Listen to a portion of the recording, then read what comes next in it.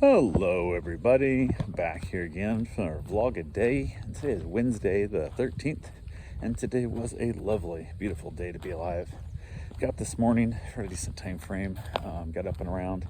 My shoulder is really kind of sore still, my neck and shoulder area, but I just did what you gotta do. So went ahead, got up, got out, got the dogs outside, got them all taken care of.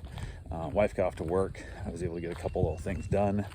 Everything just kind of chilling out. Had a handful of people reaching out, wanting to look at my Corvette. A lot of people making offers. A lot of people talking, just that online BS of still available. I'm like, yeah, whatever. It's listed, right? Like, what the hell, kind of thing. So, had one of the guys that was very adamant about, oh yeah, I'm 100% gonna be there right after work. I get off work at like 10. I'll be at your place with cash by 11.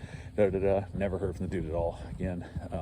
The one guy who reached out last night was real nice and kind and stuff. What about it? So he reached out and had said he'd be here about noon tomorrow. He had the day off. And I'm like, hey, whenever you get here, still available. I'm not holding it for anybody, kind of thing and whatnot. So I kind of was hinting towards like, hey, you might want to show up earlier, but chances you take. So went ahead.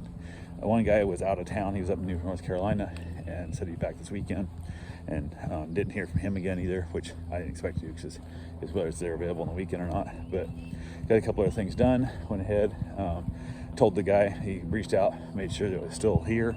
The one in Port Orange, I said absolutely. He'll be there about noon.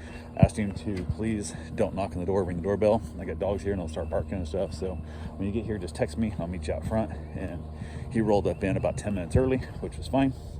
Went ahead and went out there, met him, popped the door open for him in the garage, showed him the car, and I basically told him straight up, I said, I didn't clean it up, I didn't wash it up, I didn't polish a pig. It's exactly what it is.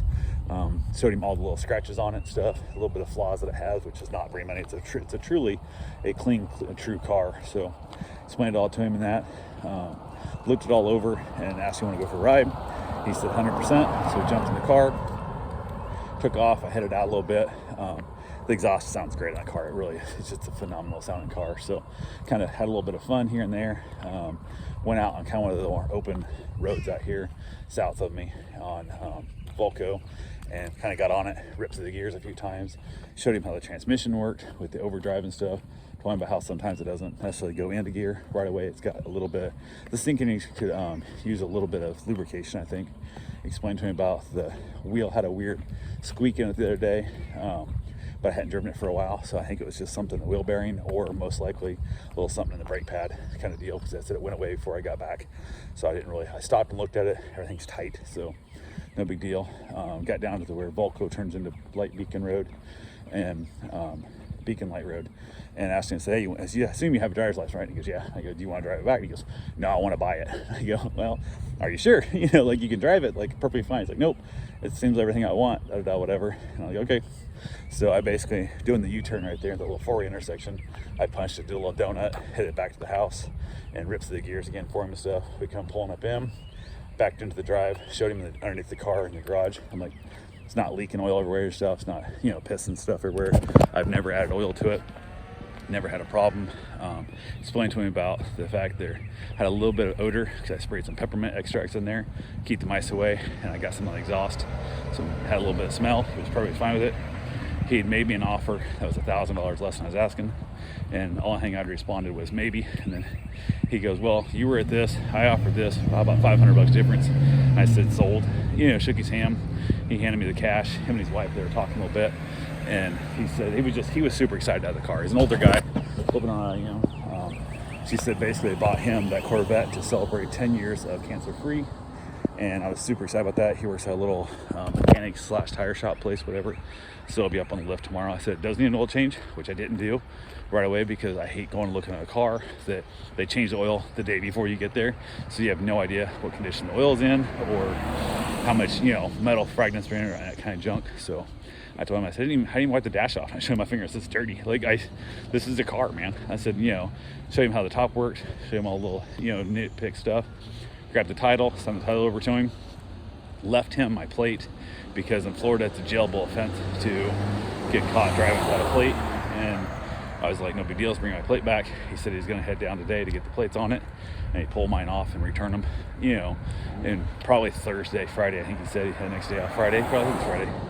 he had a day off, or half day, whatever. He could bring him down to me. So I said, absolutely works for me. No problem with that at all. So went ahead and we were able to kind of come to a deal. And like I told the guy, I said, man, I'm super happy that you're happy about the car. Like, I had a bunch of assholes that looked at it and wanted to nitpick it all apart and wanted to complain about it and stuff. And I'm like, why are you buying something that you're talking about being a piece of shit? Like, why are you nitpicking something so damn bad if you want it? You know, like, what are you doing? I know you think you're beating me up on price, but I don't need the money. My bank account's full. My pantry's full. My house is paid off.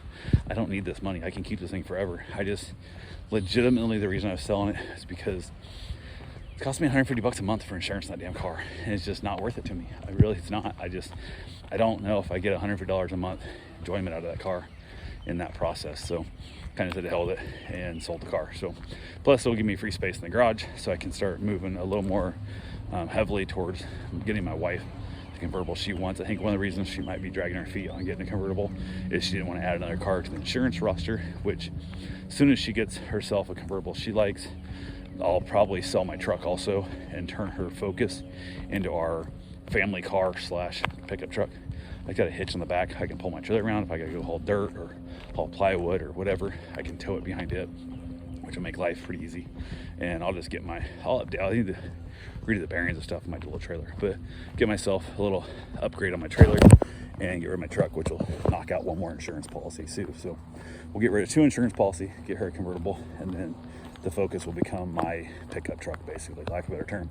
I'll sell my Suburban once it's done out of the shop, and I'll have it as my other truck as well. But I'm not sure right now. She can't reach the pedals and the steering wheel, the column that's in it, the big steering wheel, it's in the truck. The Suburban, she can't reach the pedals to drive it. So it's one of those things. I gotta get a new steering column for her to drive that Suburban as a daily driver for herself as well. So that'll still give her the Focus to drive and save us a little bit of money there on an extra insurance policy. So yeah, that was pretty exciting. I was super stoked the dude got the car. Like, I was so happy. Like, I was as happy for him getting it as I was when I got it. Like, it just literally was, it's a great car to me. Never cost me a thing. Nothing broke on it the whole time I had it. Never left me stranded. Cannot complain a bit on that car. So sold it for exactly what I paid for it. Could have got more out of it probably, but would have had to deal with assholes and stuff, and I just didn't care. This dude was super excited about it, and I was happy he had it. So they left, hung out with the dogs again for a while. Went in and had a client drop the dog off, and she was like, yeah, you sound a little congested there. Got some allergies? She's like, no. And then it looked like she was about to cry, like she had something really bad going on in her life. And I didn't know if, didn't push it too much, because I didn't know, if she just had somebody die or whatever, because they're going on a cruise. I was like, what the hell? And then she dropped the dog off. Everything was fine. Dog left. Her dog was here. She left and stuff. A little later, she texted me and said she was sorry, because I guess she was crying because she was leaving the dog here, because she's never left the dog this long, and she was freaking out about it. So I was like, the dog will be fine. It'll be good. So text her little pictures and stuff, let her know the dog's doing good. She said how sorry she was for, blubbering when she left the dog. It was pretty funny. So, but yeah, we had a good time with it. Went ahead and got my run in. Everything was good. My radiator supposedly was done. So I drove over to pick up my radiator after my run, and he still hadn't put the fans on and stuff. I don't know why he's not just giving it to me, let me put the fans on myself. I don't know, but he's not. So I'm like, just give me the goddamn radiator, man. I'll put the fans on myself. But he's not, so I'm stuck with no radiator still in my truck. So yeah, once I get the radiator on, I'll be able to get that put together. I also got some wheel spacers for the rear, which I'll be able to get them installed, and then my rear wheels won't rub, rear tires won't rub until I find the actual wheels and tires that I want for the customs. So gotta wait to get those made. So yeah, went ahead and said the hell with that. Got back from there, grabbed myself a shower, got the dogs all fed. Wife got home from work. We knocked out ourselves a nice little dinner, and we had leftovers, chicken parm and spaghetti, basically. So we knocked it out, watched an episode of Wentworth, and then headed back outside to play with all the dogs and enjoyed the evening out there. All the dogs are getting along great. They're all getting along splendid. Came time for bed. The new doodle is here. It's a giant full-size doodle, 2 little doodles, and then a blue tick. That's like a mini blue tick. And it took a little bit to get the doodle to settle down at night to finally go to bed, but she finally did settle down. It took her a bit, but she got settled in pretty decently. So it's fitting in well. We watched a little bit of episode of Blown Away, the Glass Building show on Netflix. Watched that as we went to bed and wrapped it up and called it a night. So that's all I got for right now. We'll talk to you guys tomorrow. Have yourself a safe, wonderful day. Thanks for watching.